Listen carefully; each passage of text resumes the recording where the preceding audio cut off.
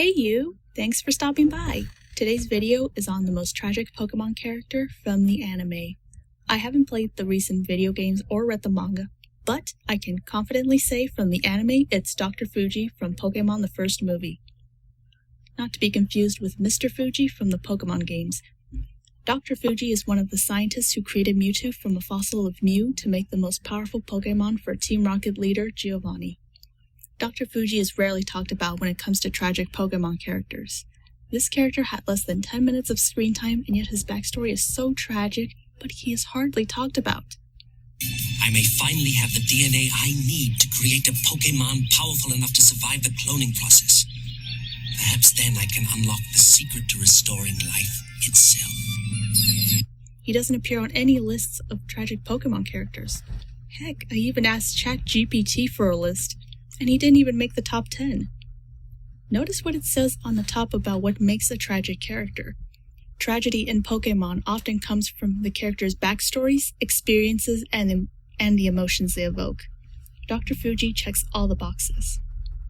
His story is tragic from beginning to end. Some of you watching, you're thinking, this mad scientist who got less than 10 minutes of screen time? That's true if you saw the English version, which didn't include the 10-minute mini-story called Mewtwo's Origin. When I was making my Mr. Incredible Becoming Uncanny video using dark moments from the Pokemon anime, which you should check out, I mentioned Mewtwo's origin. It goes more into his backstory, and we get a cute baby Mewtwo. Unless you have the Mewtwo Returns DVD like I do, or saw the short online somewhere, you're just completely lost. But luckily I'm here to explain it to you.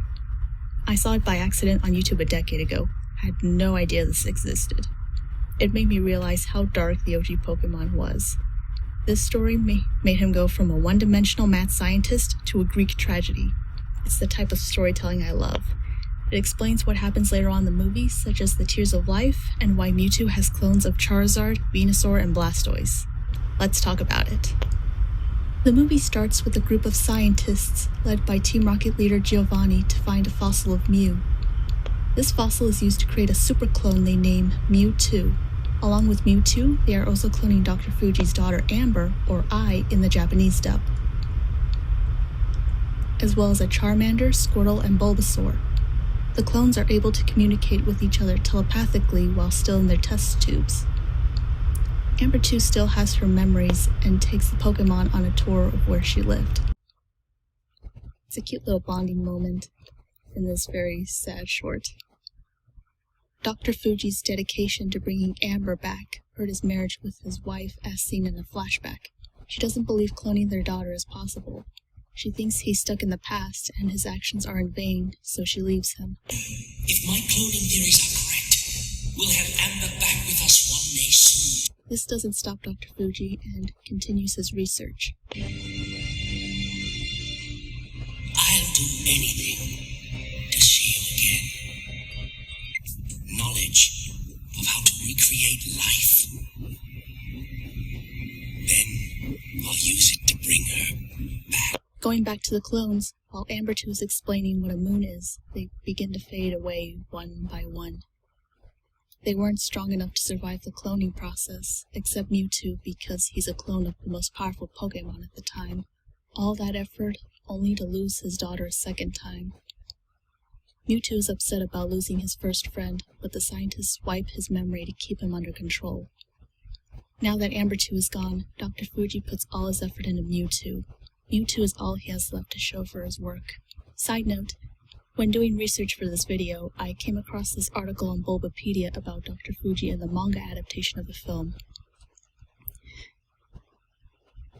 Quote, Dr. Fuji appeared in the manga adaptation of Mewtwo Strikes Back.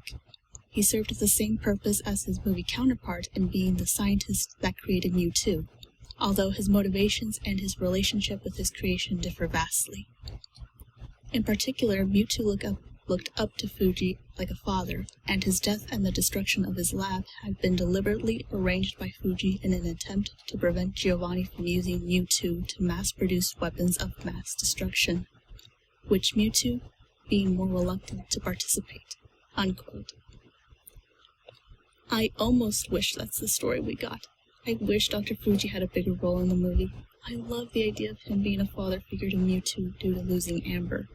I've got to read the manga. Getting back to the movie, it's nighttime and my neighbors are playing a video game. I don't know if my kid picked that up.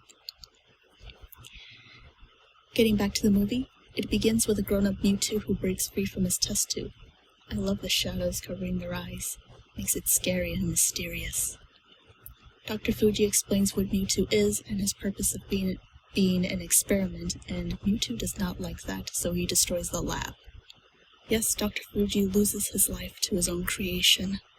Remember, this is still the beginning of the movie. We haven't even gotten to Ash, Misty, and Brock, the main characters. They still haven't appeared.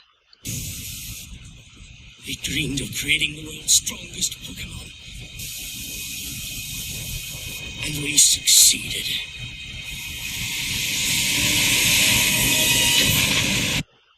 Not the type of backstory I would expect from a show about a 10-year-old boy capturing magic creatures to become the very best, like no one ever was.